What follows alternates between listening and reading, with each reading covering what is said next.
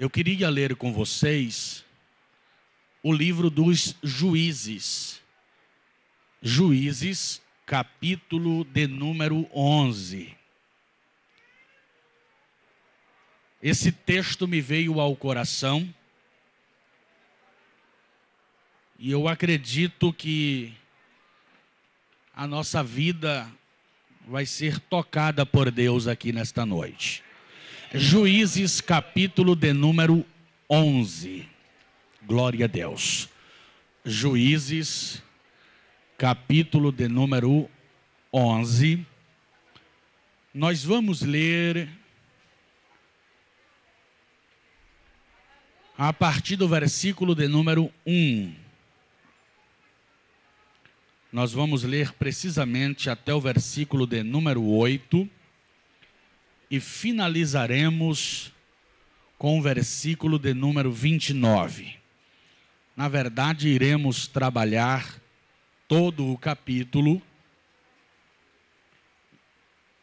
e alguns fragmentos do contexto, mas para viabilizar nós iremos ler tão somente esses versículos. Aqueles que encontraram Juízes 11, digam amém. Era então Jefité o gileadita valente e valoroso, porém filho de uma prostituta. Mas Gileade gerara a Jefité. Também a mulher de Gileade lhe deu filhos, e sendo os filhos desta mulher já grandes, repeliram a Jefité e lhe disseram: não herdarás em casa de nosso pai, porque és filho de outra mulher. Então Jefité fugiu de diante dos seus irmãos e habitou na terra de Tobi. E homens levianos se ajuntaram com Jefité e saíam com ele. E aconteceu que, depois de alguns dias, os filhos de Amon pelejaram contra Israel. E aconteceu, pois, que, como os filhos de Amon pelejassem contra Israel, foram os anciões de Gileade buscar a Jefité na terra de Tobi. E disseram a Jefité: vem e sê-nos por cabeça, para que combatamos contra os filhos de Amon. Porém Jefité disse aos anciões de Gileade: porventura não me aborrecestes a mim, e não me repelistes da casa de meu pai? Porque, pois, agora viestes a mim quando estais em aperto? E disseram os anciões de Gileade a Jefité, e disseram os anciões de Gileade a Jefité: por isso mesmo tornamos a ti, para que venha conosco e combatas contra os filhos de Amon, e nos seja por cabeça sobre todos os moradores de Gileade. Versículo de número 29. Então o Espírito do Senhor veio sobre Jefité. Até aqui, somente a parte A do versículo 29. Então o Espírito do Senhor veio sobre Jefité. Vamos repetir?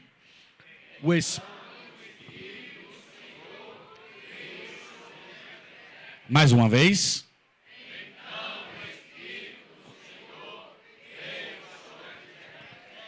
Eu gostaria que você dissesse para pelo menos 4 pessoas. Quantas pessoas? À esquerda, direita, na frente e atrás. Você vai dizer o seguinte: o Espírito do Senhor virá sobre ti. Glória a Deus. Glória a Deus.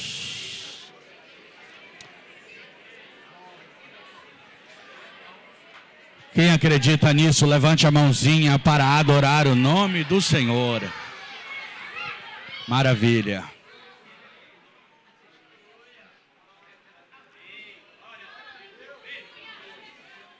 Eu acredito que as nossas vidas não serão mais a mesma depois desta reunião esta noite. Eu acredito que Deus irá falar conosco coisas fantásticas. E com certeza as nossas perspectivas mudarão a partir desta noite.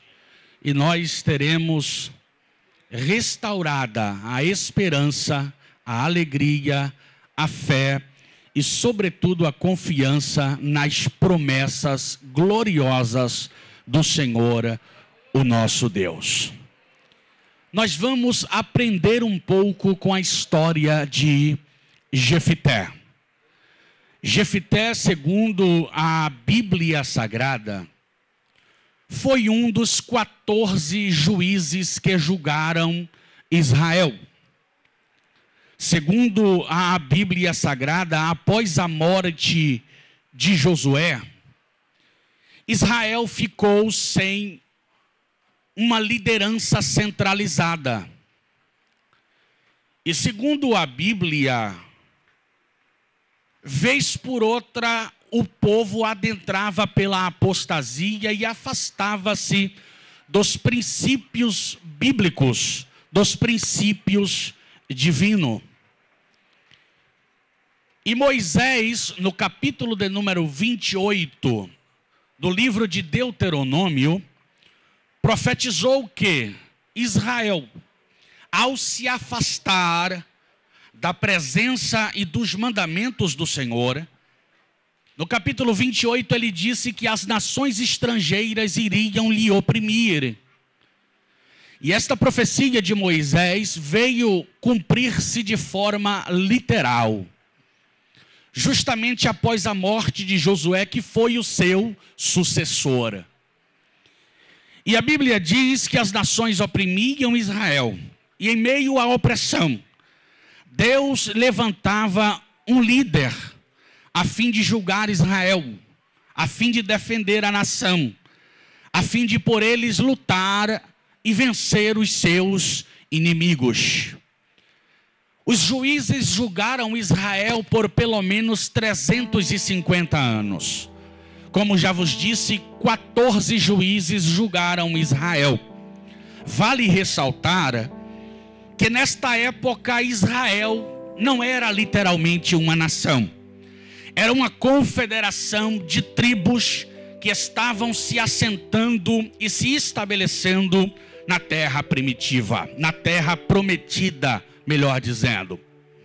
Israel veio a ser literalmente nação através de um voto Minerva de um brasileiro, Oswaldo Aranha, quando a ONU reconheceu que de fato Israel é uma nação. Mas na época Israel era uma confederação de tribos. E segundo a Bíblia Sagrada, no livro dos Juízes registra-se a história de pelo menos 13 dos 14 juízes que julgaram Israel. A história do 14º juiz não se evidencia no livro dos Juízes, mas se evidencia nos primeiros capítulos do primeiro livro do profeta Samuel. Até porque o 14º e último juiz que julgou Israel foi o profeta e foi o sacerdote e juiz Samuel. Digo isso porque ele teve um tríplice ministério, finalizando, portanto, o ministério dos juízes. Após Samuel, inicia-se, portanto, em Israel a monarquia. E segundo a Bíblia Sagrada, os juízes eram levantados por Deus para dar livramentos à nação. Eu gostaria tão somente de fazer uma observação sobre o livro dos Juízes. Não é de minha autoria, mas é um comentário interessante. Este livro, quando analisado sob a perspectiva histórica, ele fornece o relato principal da história de Israel na terra prometida, desde a morte de Josué até os tempos de Samuel.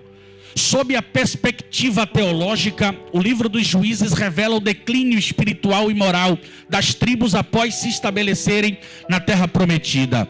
Esse registro deixa claro que os infortúnios que sempre ocorriam a Israel quando ele se esquecia dos seus concertos, esses infortúnios aconteciam quando se esqueciam do seu concerto e se afastava da presença do Senhor, escolhendo a devassidão e a senda da idolatria. E Deus levantava esses homens que pelejavam contra os inimigos de Israel, e também advertia a nação ao regresso, ao retorno, a voltar aos princípios santos do Senhor, o nosso Deus. Vale ressaltar que, pensando na história dos juízes, logo a nossa mente volta aos ícones veterotestamentários.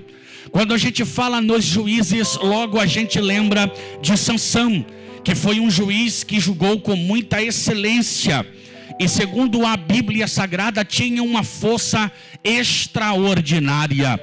A força de Sansão era tão extraordinária que certo dia ele arrancou os portões da cidade de Gaza, que segundo a tradição pesava cerca de 4.000 quilos.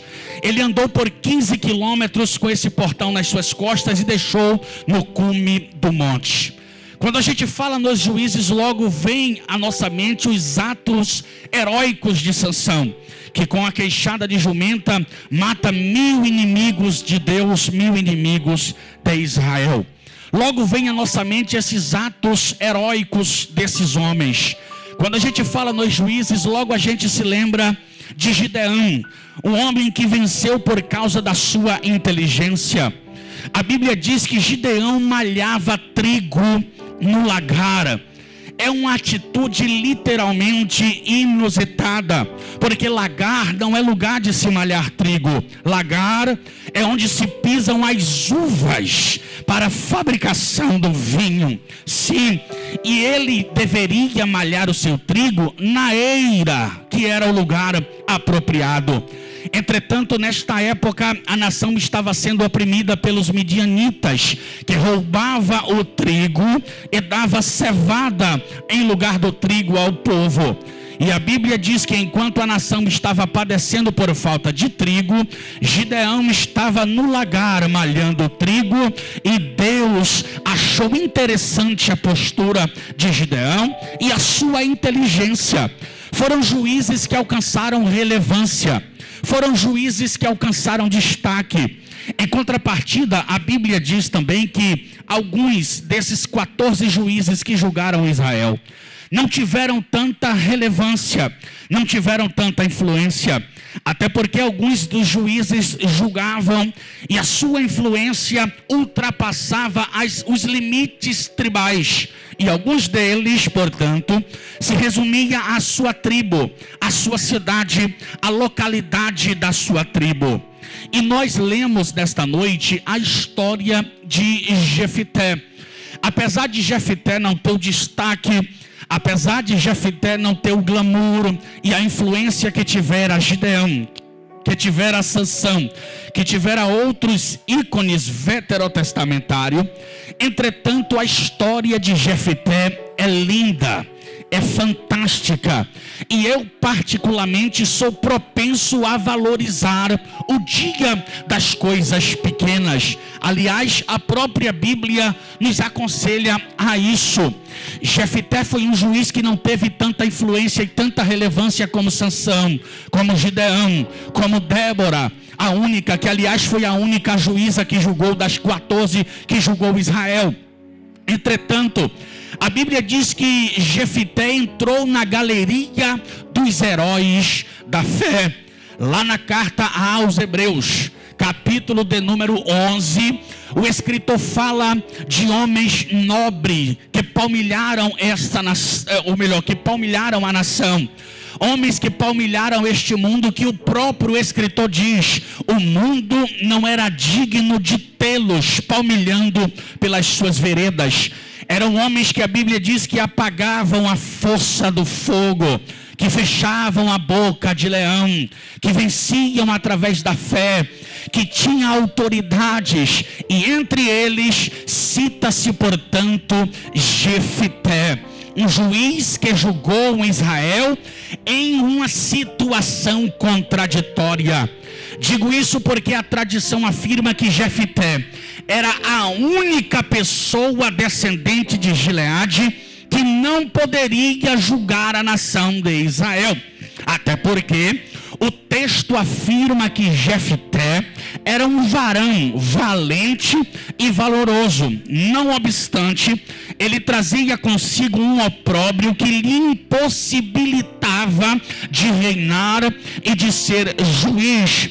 Entenda, quando a Bíblia diz que ele era valente, a Bíblia está falando que ele era corajoso, que ele tinha coragem para encarar brigas, que ele era um homem que não tinha nenhum receio de enfrentar uma disputa territorial, de enfrentar uma briga, de lutar, de cair para dentro da espada em uma trincheira de guerra e lutar em favor da sua tribo. Quando a Bíblia diz que ele era valente, é isso que a Bíblia está querendo dizer. Ele era destemido, ele tinha coragem, ele tinha força. Outra ocasião, outra característica que o texto declara acerca de Jefté é que ele era valoroso. Aqui já fala de caráter, aqui já fala de personalidade. Ele já era valente, todavia ele era um homem de responsabilidade. Se fosse em nossos dias, Jefté não iria passar cheque sem fundo. Se fosse em nossos dias, Jefté não ia ter o nome sujo nos órgãos de proteção ao crédito, porque ele era um homem valoroso. Valoroso aqui vem de valor, de caráter ilibado, de postura louvável. Um homem que tinha uma conduta moral digna de ser imitada. Mas todo o trauma da vida e da história de Jefté acontece após o escritor ressaltar que, não obstante o fato dele ser valente e valoroso, ele era filho de uma prostituta. Em outras palavras, ele era um filho bastardo. E por ser filho bastardo, ele era proibido de entrar na assembleia e de exercer o ministério. Afinal de contas, foi o próprio Moisés que disse isso no livro de Deuteronômio, capítulo de número 23, versículo de número 2. A Bíblia diz que os filhos bastardos não podem entrar na assembleia, nem fazer parte do corpo ministerial, exercendo atividades eclesiásticas. E Jefté era um filho bastardo. Provavelmente, eu disse provavelmente porque não tenho dúvida e nenhuma tradição se atreveu a afirmar. O livro dos Juízes provavelmente foi escrito por Samuel. Aliás, o próprio Talmud atribui ao profeta Samuel a autoria do livro dos Juízes. Não obstante, a tradição cristã declara como desconhecido. E eu acredito, portanto, que havendo sido Samuel quem escreveu, Samuel dá uma característica que através dessa característica começa todo o trauma da vida deste juiz que estou a pregar para vocês aqui esta noite. Todo o trauma da vida de Jefté começa quando o texto declara que ele era filho de uma prostituta. Vale ressaltar que, sendo filho de prostituta, ele era uma pessoa indigna. Ele era o único que não poderia exercer uma atividade eclesiástica. E Gileade, o seu pai, era casado.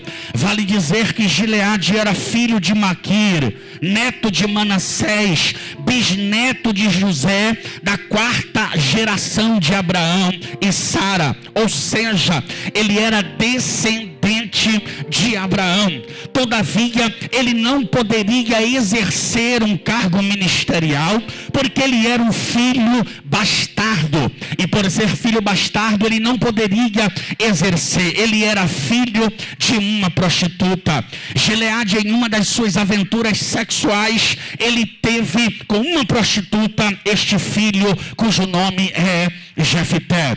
Então Jefté, desde a sua infância, cresce com esse opróbrio, cresce com essa desavença, com as briguinhas internas dentro do seu lar, porque nem mesmo os seus próprios irmãos lhe consideravam. Prova disso é que quando Jefté cresceu, os seus irmãos lhe expulsaram da sua casa, dizendo que ele não poderia reinar e herdar a herança de Gileade, porque ele era filho de outra mulher.